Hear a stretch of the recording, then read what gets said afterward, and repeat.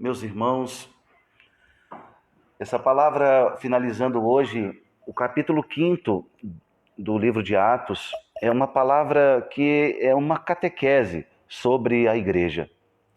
Uma catequese sobre o que é o mistério da igreja. Nós temos, mais uma vez, a perseguição contra os apóstolos. A comunidade primitiva está nascendo. E essa comunidade que começa a se solidificar, ela começa a incomodar também as autoridades religiosas. E surge então esse homem chamado Gamaliel, que era um poderoso mestre da lei, alguém muito entendido das escrituras, e alguém que com muita autoridade se levanta diante do Sinédrio e vai dar esse conselho precioso. Ora, os apóstolos estavam sendo açoitados porque estavam pregando o nome de Jesus, estavam difundindo a doutrina de Jesus. E o que Gamaliel diz para eles? Qual é o conselho? Ora, aí ele cita dois exemplos, né? De Teudas, depois de Judas. Ele diz, olha, se essa doutrina que eles estão espalhando vem dos homens, ela vai acabar por si só. Mas se ela vem de Deus, vocês não vão conseguir destruí-la. Meus irmãos, esse é um conselho precioso. É um conselho que Gamaliel dá lá no Sinédrio, que pode nos fazer uma chave de leitura para entender a história da igreja. Porque muitas vezes encontramos pessoas, e até católicos mesmo, em dúvidas em relação à santidade da igreja. Nós sabemos que a igreja tem duas notas importantíssimas. Ela é santa e ela é pecadora. É santa porque ela é o corpo de Cristo na terra. É o mistério da graça dele atuando em nosso favor. Mas ao mesmo tempo ela é pecadora porque tem a nossa participação. As nossas fragilidades, fraquezas. Santa e pecadora. Coexistindo no mesmo corpo que é a igreja. Alguns exemplos na Escritura nos ajudam muito a entender isso. O exemplo da rede de pesca, que Jesus conta a parábola da rede de pesca, ele diz que a rede é jogada ao mar e apanha peixe de todo tipo. É uma imagem da igreja. Outra vez ele citou a parábola do trigo e do joio. O joio e o trigo crescem juntos, mas no momento da colheita, o joio será arrancado, jogado no fogo, e o trigo recolhido no celeiro. A igreja subsiste com esse mistério. Por isso hoje esse conselho de Gamaliel, ele é muito importante, eu repito, é uma chave de leitura para entender o mistério da igreja. Porque muitas vezes encontramos pessoas vacilantes na fé, em crise de fé, dizendo, bom, eu vou acreditar só em Deus, não acredito na igreja, porque eu briguei com o padre, com o bispo, eu não gosto desse papa, ou isso aconteceu na igreja, ou aquela outra situação assim, e começam a citar exemplos, né? Ou por causa da história da igreja em algum século ou outro, olha, teve essa coisa aqui da Inquisição, teve aquela outra coisa não sei aonde, e aí começam, ora, pecados dos filhos da igreja sempre existirão em todos os tempos. A começar pela mesa da última ceia, lá tinha Judas, não esqueça. Ou seja, ao longo dos séculos, o nosso pecado, o meu e o seu, público ou privado, o nosso pecado ele mancha o corpo de Cristo, que é a igreja. O nosso pecado é causa de escândalo sempre. O bom seria se não pecássemos nunca, fôssemos santos já, né? Mas aqui, enquanto caminhamos aqui na terra, nesse vale de lágrimas, estaremos sempre suscetíveis a essas fraquezas. E lutamos contra elas, né? Não desanimamos. Pedimos a graça de Deus e caminhamos com a igreja. Por isso dizer que a igreja é una, santa, católica, apostólica, é dizer que essa igreja é a igreja de Cristo, que escolheu não anjos para estarem aqui, mas escolheu homens. Homens que ao longo dos séculos tiveram a sua participação de forma positiva e santificaram a igreja, como de forma negativa. Homens que dividiram a igreja, homens que emporcalharam a igreja com seu pecado, mas também homens e mulheres que deram o sangue pela igreja. Pensamos nos mártires, Pensamos nos doutores, nas virgens, nos confessores. Como esquecer um Francisco de Assis? Como esquecer uma Teresa d'Ávila? Como esquecer um Sebastião, um Antônio, tantos outros? Ou agora, pertinho de nós, no século XX. Como esquecer uma Teresa de Lisieux? Como esquecer tantos santos e santas, né? Um Maximiliano Kolbe, um João Paulo II, uma Teresa de Calcutá. Ou seja, ficaríamos aqui numerando, né, uma lista de santos ao longo desses 20 séculos. Por isso, quando você ouvir, ou quem sabe testemunhar algum escândalo de algum filho da igreja, não deixe a sua fé vacilar. Não coloque em xeque a doutrina que Cristo deixou na terra. Porque há uma promessa sobre a igreja.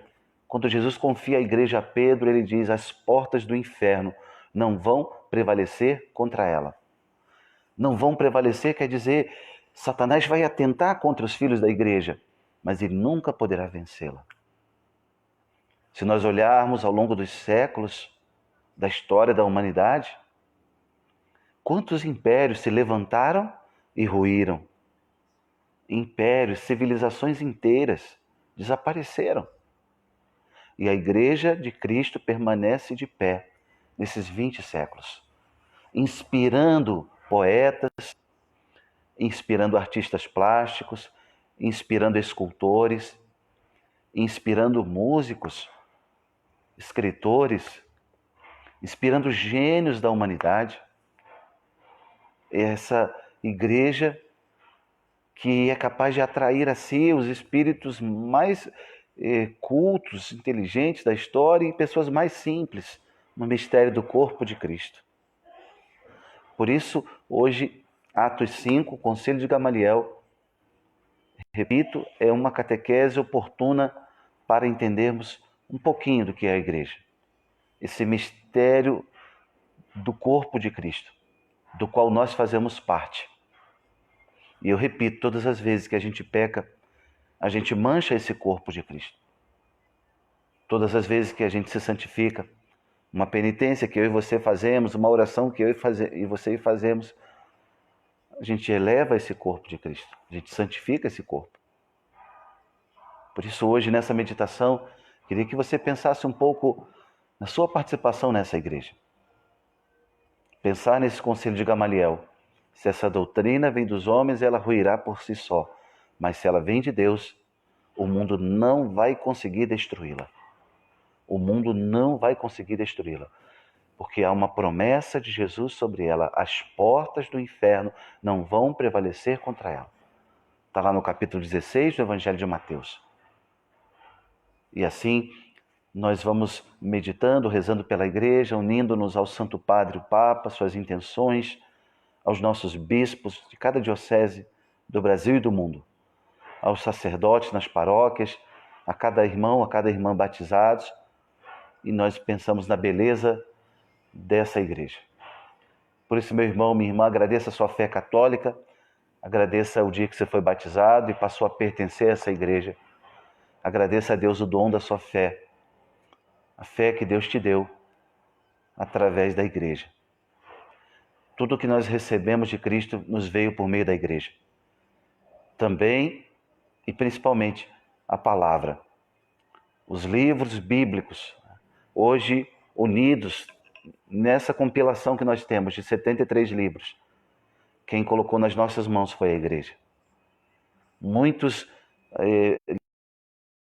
escritos dos apóstolos, escritos dos profetas, dos textos do Antigo Testamento. Foi a igreja que lá nos primeiros séculos uniu todo esse material e juntou para nós aquilo que nós chamamos de Bíblia Sagrada. Não teve uma chuva de Bíblia, caiu do céu e cada um pegou a sua. Não. Foi a igreja quem nos deu, né, esse presente. E quando eu digo igreja, eu estou dizendo o conjunto dos bispos e padres lá do primeiro século, do segundo século, terceiro século, que lutaram contra as heresias, que lutaram contra os ensinos errados que chegavam, do gnosticismo, das filosofias dualistas, do paganismo. Foram os bispos da igreja do primeiro, do segundo, do terceiro, do quarto século que nos deram aquilo que nós chamamos hoje de credo, conjunto da verdade das verdades da fé compilado, como nós temos hoje, recebido lá dos apóstolos oralmente, e que depois, posteriormente, eles foram escrevendo e fizeram com que chegassem até nós. E a igreja conserva esse patrimônio, esse depósito da fé. Por isso, a alegria de sermos católicos no dia de hoje. A própria palavra católico significa universal, né? Ou seja, a universalidade do Evangelho de Cristo que chega aos quatro cantos da terra. E é essa beleza da igreja a qual nós pertencemos. A Escritura a chama de esposa de Cristo. A igreja é a esposa de Cristo, do qual ele é o esposo e ele quer nos unir a ele pelo Espírito Santo, para que um dia possamos celebrar as núpcias eternas do Reino dos Céus. É pedindo esse amor à igreja, pela igreja, que hoje nós rezamos, dizendo juntos: Pai nosso, que estais nos céus, santificado seja o vosso nome. Venha a nós o vosso reino, seja feita a vossa vontade, assim na terra como no céu. O pão nosso de cada dia nos dai hoje. Perdoai-nos as nossas ofensas, assim como nós perdoamos a quem nos tem ofendido. E não nos deixeis cair em tentação, mas livrai-nos do mal. Amém. Ave Maria, cheia de graça, o Senhor é convosco. Bendita sois vós entre as mulheres, e bendito é o fruto do vosso ventre, Jesus. Santa Maria, Mãe de Deus, rogai por nós, pecadores, agora e na hora de nossa morte. Amém.